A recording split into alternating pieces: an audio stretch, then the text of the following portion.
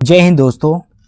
Class 12 physics से संधारित्र की धारिता चैप्टर का हम लोग क्या करेंगे, न्यूमेरिकल करने वाले हैं।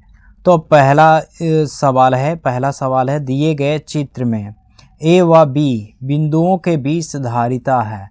तो हमें ए और बी के बीच क्या निकालना है, धारिता निकालना है। तो सबसे पहले हम बेसिक जान लेते हैं। तो आइए बेसिक जानते हैं। तो बेसिक क्या होता है, अगर सिंपल सी अगर बात करें, यहाँ अगर इस तरीके से दिया हुआ है, अगर यहाँ क्या है, इसको हम ए बिंदु मान ले रहे हैं, ये बी बिंदु हो गया। इस तरीके से ये क्या है, धारिता है, ये धारिता। तो धारिता ये C1 है और ये C2 है। तो इस तरीके से सीधा जुड़ा हुआ हो, सीधा इस तरीके से जुड़ा हुआ हो, तो इसको हम लोग बोलते हैं श्रेणी क्रम। श्रेणी क्रम ये क्या होता है, श्रेणी क्रम होता है, धारिता का श्रेणी क्रम। अगर यही जो है आपका धारिता इस तरीके से जुड़ा हो, तो ध्यान दीजिएगा, इस तरीके से जुड़ा हो, धारिता क्या हो, इस तरीके से। यहाँ बिंदु क्या है, ए है, और ये बिंदु क्या है, बी है। तो धारिता क्या है, इस तरीके से, ये क्या है, C1 है और ये C2 है। तो धारिता इस तरीके से क्या हो, जुड़ा हो, इस तरीके से जुड़ा हो, तो इसको हम लोग बोलते हैं समांतर क्रम। समांतर क्रम। अगर आपको नहीं समझ में आता है तो हम आपको डिटेल में समझा दे रहे हैं। मान लीजिए ये क्या है, कैपेसिटर है, ठीक है, कैपेसिटर है। तो इसकी ये एक तार हो गई और ये एक तार, और ये एक तार हो गई। तो ये पहली तार यानी दूसरी वाली पहली वाली से जुड़ी हुई है, और यहाँ से एक तार निकलेगी और एक ये तार निकलेगी। तो ये कैसा क्रम होगा, श्रेणी क्रम। अब इसमें देखेंगे समांतर क्रम में क्या हो गया, जैसे ये कैपेसिटर की एक तार ये हो गई, एक तार ये, यहाँ दूसरे कैपेसिटर की एक तार ये हो गई, एक तार। तो दूसरे वाले को दूसरे वाले से इस तरीके से तार को जोड़ देते हैं, और पहले वाले को पहले वाले से जोड़ देते हैं। तो इस तरीके से जोड़ेंगे तो ये कौन सा क्रम होता है, समांतर क्रम होता है।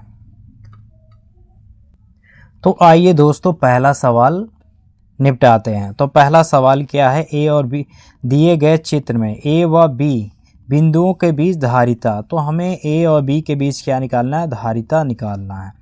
तो सबसे पहले हम यहाँ फार्मूला लिख ले रहे हैं। तो C बराबर क्या होता है, C1 plus C2 plus C3 dot dot dot Cn। तो यहाँ अनंत जितने आपके धारिता होंगे उतना हम यहाँ लिखते जाएंगे। तो अगर हम देखेंगे तो ये कौन सा क्रम है, तो ये है समांतर क्रम। ये समांतर क्रम का क्या है, फार्मूला है। समांतर क्रम का ये फार्मूला है। अब देख लेते हैं श्रेणी क्रम का फार्मूला क्या होता है। तो 1/c बराबर होता है 1/c1 plus 1/c2 plus 1/c3 plus dot dot dot plus C1 बटा क्या हो जाएगा, Cn हो जाएगा, अनंत तक जितने भी आपके क्या होंगे, धारिता होंगे, उस तरीके से हम लिख लेंगे 1 2 3 करके, C1 C2 इस तरीके से मान लेंगे। तो ये समांतर क्रम का सूत्र है और ये श्रेणी क्रम का सूत्र है। अब हम इस सवाल को हल करते हैं। देखेंगे तो ये क्या है, पहला वाला, तो इस तरीके से ये बना हुआ है, इस तरीके से बना लेंगे। तो पहले वाले में 2 माइक्रोफैरड है, और यहाँ भी क्या है, 2 माइक्रोफैरड है। तो इसको हम क्या मान लेंगे, C1 मान लेंगे, और दूसरे वाले को C2 मान लेंगे। तो ये सिंपल सा भी आपको समझाया था, अगर सीधा सीधा बना हो तो ये कौन सा क्रम होता है, श्रेणी क्रम होता है। तो यहाँ लिखेंगे C1 व C2 को श्रेणी क्रम में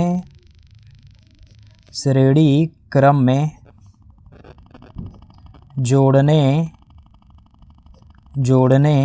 पर, तो श्रेणी क्रम में जोड़ने पर, तो श्रेणी क्रम में जोड़ेंगे तो 1/c बराबर 1 बटा क्या हो जाएगा, C1 प्लस 1/c2 हो जाएगा। तो इसमें कितने आपके धारिता हैं, 2, C1 और C2। तो यहाँ C1 और C2 इस तरीके से ले लेंगे। आगे निकालना तो इसको C डैश मान ले रहे हैं। अब यहाँ से हम वैल्यू रख देंगे 1/c डैश बराबर हो जाएगा 1/c1। C1 का मान कितना था, तो C1 का मान 2 माइक्रो था, तो यहाँ 2 लिख लेंगे, प्लस 1/C2, C2 का मान भी क्या है 2 माइक्रोफैरड, तो यहाँ 2 लिख लेंगे। अब देखेंगे इसका एलसीएम कितना आएगा, इसका एलसीएम आएगा 2, एलसीएम 2 आएगा तो 2 एकम 2, यहाँ भी 2 एकम 2, ये हो जाएगा। तो C डैश बराबर लिखेंगे तो ये 2 ऊपर आ जाएगा। अब इसको जोड़ लेंगे, 1 और 1 कितना हो जाएगा 2, 2 एकम 2, कट कर कितना आ गया 1 माइक्रोफैरड, 1 माइक्रोफैरड ये आ गया। अब हम लोग क्या करेंगे, अब ये 1 हो चुका है तो अब ये इस तरीके से बन गया है। यहाँ देखेंगे ये सवाल है तो ये 1 हो चुका है, तो ये इस तरीके से बन चुका है। यहाँ से आ चुका है C डैश, C डैश का मान कितना आया 1 माइक्रोफैरड, तो C डैश का मान कितना आया 1 माइक्रोफैरड। उसके बाद यहाँ देखेंगे, इसके बाद यहाँ नीचे कितना दे रखा है 3 माइक्रोफैरड, तो 3 माइक्रोफैरड। तो यहाँ क्या निकला था, इसको जोड़ने पे दोनों को श्रेणी क्रम में रखने पर कितना आया था 1 माइक्रोफैरड आया था, और यहाँ कितना है 3 माइक्रोफैरड। अब ये कौन से क्रम में जुड़ेंगे, समांतर क्रम में। तो यहाँ लिखेंगे ये C डैश है, अब इसको हम क्या मान लेंगे C3 मान लेंगे, क्या मानेंगे C3 मान लेंगे। तो यहाँ हम लिखेंगे C डैश व C3 को समांतर क्रम में जोड़ने पर, समांतर क्रम में जोड़ने पर, तो समांतर क्रम का फार्मूला क्या होता है, C बराबर होता है C डैश प्लस C3। आगे हमें नहीं निकालना है इसलिए हम इसको डबल डैश नहीं मानेंगे, C डबल डैश नहीं मानेंगे। अब डायरेक्ट यहाँ वैल्यू रखेंगे, C डैश का मान कितना था 1 माइक्रोफैरड था, तो यहाँ रख देंगे 1 प्लस C3 का मान कितना था 3 था, तो यहाँ रख देंगे 3, ये जुड़ जाएगा 3 और 1 कितना हो जाएगा 4 हो जाएगा, तो 4 माइक्रोफैरड, यही क्या हो जाएगा आंसर, ये आंसर हो जाएगा।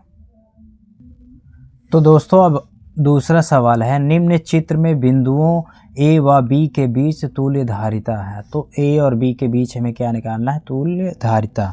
तो इस तरीके से हम बना लेंगे,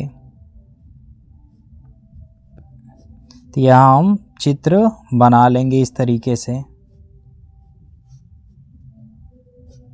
चित्र बना लेंगे। और यहाँ क्या है 3 माइक्रोफैरड है, और यहाँ है 1 माइक्रोफैरड, यहाँ है 2 माइक्रोफैरड। तो हमें A और B बिंदु के बीच निकालना है, तो हम इसे क्या करेंगे C1 मान लेंगे, इसे C2 और इसको C3 मान लेंगे। पहले वाले को C1, इसको C2, इसको C3 मान लेंगे। अब इसको हल करेंगे, तो ये कौन सा क्रम है समांतर क्रम, तो समांतर क्रम के लिए फार्मूला होता है, तो इसको हम C1 व C2 को समांतर क्रम में जोड़ने पर, समांतर क्रम में जोड़ने पर, तो समांतर क्रम का फार्मूला होता है C बराबर है C1 प्लस C2, यहाँ डैश मान लेंगे क्योंकि आगे और हमें निकालना है। तो यहाँ रखेंगे वैल्यू, तो C1 का मान कितना है 1 है, तो 1 रख देंगे, प्लस C2 का मान कितना है 2 है, तो 2 रख देंगे। अब जोड़ लेंगे 2 और 1 कितना हो जाएगा 3 माइक्रोफैरड, ये किसका मान आ जाएगा, इन दोनों का मान आ जाएगा। तो यहाँ से C डैश निकल आया। अब देखेंगे तो ये इस तरीके से बन चुका है, तो यहाँ ये A है और इन दोनों को जोड़ने पर क्या मिला था 3, इन दोनों को समांतर क्रम रखने पर कितना प्राप्त हुआ था, तो 3 माइक्रोफैरड, ये C डैश का मान है। और यहाँ कितना दे रखा है 3 माइक्रोफैरड, ये C3 का मान है। अब क्या करेंगे, ये श्रेणी क्रम में रखेंगे, तो यहाँ लिखेंगे C डैश व C3 को श्रेणी क्रम में रखने पर, श्रेणी क्रम में रखने पर, तो श्रेणी क्रम में रखेंगे तो फार्मूला क्या होता है 1/C बराबर 1/C डैश प्लस 1/C3। तो 1/C, C डैश का मान कितना है, तो C डैश का मान कितना निकाले थे 3, तो यहाँ 3 रख देंगे प्लस 1/C3। C3 का मान कितना है 3 है, तो 3 रख देंगे। अब देखेंगे एलसीएम कितना आएगा, 3 का एलसीएम 3 ही आएगा। अब 3 का टेबल पढ़ेंगे, 3 एकम 3 और यहाँ भी 3 एकम 3 एक बार जाएगा। तो यहाँ क्या हो जाएगा, C बराबर लिखेंगे तो ये 3 ऊपर आ जाएगा और इन दोनों को हम जोड़ लेंगे, 1 और 1 कितना हो जाएगा 2, ये हो जाएगा माइक्रोफैरड। यही हो जाएगा आंसर। तो दोस्तों तीसरा सवाल देखेंगे, दिए गए परिपथ चित्र में A व B के बीच तुल्य धारिता है। तो हमें तुल्य धारिता, तो हम देखेंगे A और ये B दे रखा है, तो ये दोनों क्या है श्रेणी क्रम में, ये भी क्या है श्रेणी क्रम में। तो हम इसे मान लेंगे C1 और इसको मान लेंगे C2 और इसे मानेंगे C3 और इसे मान लेंगे C4 मान लेंगे। अब हम क्या करेंगे, इन दोनों को श्रेणी क्रम में रखेंगे। तो C1 व C2 को श्रेणी क्रम में रखने पर, श्रेणी क्रम में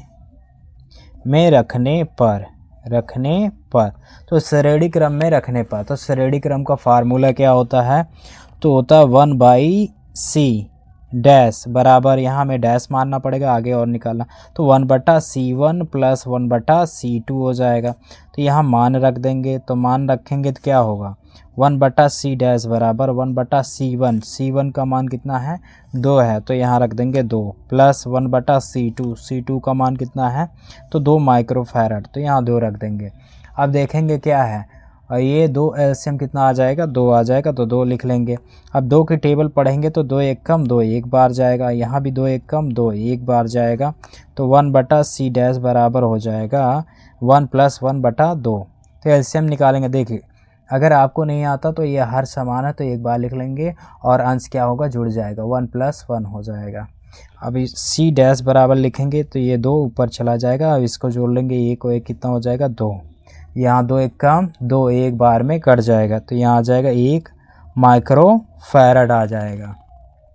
अब क्या करेंगे, अब C3 और C4 को श्रेणी क्रम में रखेंगे, तो C3 व C4 को श्रेणी क्रम में रखने पर, श्रेणी क्रम में रखने पर तो श्रेणी क्रम का फार्मूला तो होता है 1/C, यहाँ डबल डैश मान लेंगे 1/C3 प्लस 1/C4, तो यहाँ 1/C3, C3 का मान कितना है तो C3 का मान है 2 माइक्रोफैरड है, तो यहाँ 2 लिख लेंगे, बटा C4 का मान कितना है 2 माइक्रोफैरड, तो यहाँ लिख लेंगे 2, तो 1/C डबल डैश बराबर, तो यहाँ हर समान है तो हर को इस तरीके से एक बार लिख लेंगे, अंश क्या होगा जुड़ जाएगा, तो 1 + 1 हो जाएगा बराबर, यहाँ इसको जोड़ेंगे तो 2 बटा कितना होगा 2, C डैश बराबर लिखेंगे तो ये 2 ऊपर चला जाएगा और वो वाला 2 नीचे आ जाएगा, तो 2 एकम 2, तो कितना आ जाएगा 1 माइक्रोफैरड आ जाएगा, 1 माइक्रोफैरड। अब इन दोनों को हमें किस क्रम में लगाना है, अब देखेंगे तो ये दोनों अब समांतर क्रम में, ये एक हो चुके हैं, तो इस तरीके से ये बन चुका है। यहाँ चित्र बनाएंगे तो ये इस तरीके से बन चुका है और यहाँ ये इस तरीके से बन चुका है। तो देखेंगे इसका मान कितना आया था, तो 1 माइक्रोफैरड आया था, 1 माइक्रोफैरड, ये C डबल डैश का मान है, और इसका मान कितना आया था 1 माइक्रो, यहाँ आया था 1 माइक्रोफैरड, ये C डैश का मान आया, इस तरीके से बन गया। अब इन दोनों को समांतर क्रम में रखेंगे, तो समांतर क्रम का फार्मूला क्या होता है, अब इन दोनों को किस क्रम में रखना है, तो श्रेणी क्रम को समांतर क्रम में रखना, तो समांतर क्रम, तो C डैश व C डबल डैश को समांतर क्रम में रखने पर समांतर क्रम में रखेंगे तो C बराबर हो जाएगा C dash plus C double dash, तो C डैश का मान कितना है 1 माइक्रोफैरड, तो यहाँ 1 रख देंगे, प्लस है प्लस लगा देंगे, C डबल डैश का मान कितना है 1 माइक्रोफैरड, तो यहाँ भी रख देंगे 1, तो 1 और 1 जोड़ लेंगे कितना हो जाएगा 2 माइक्रोफैरड, यही क्या हो जाएगा आंसर हो जाएगा।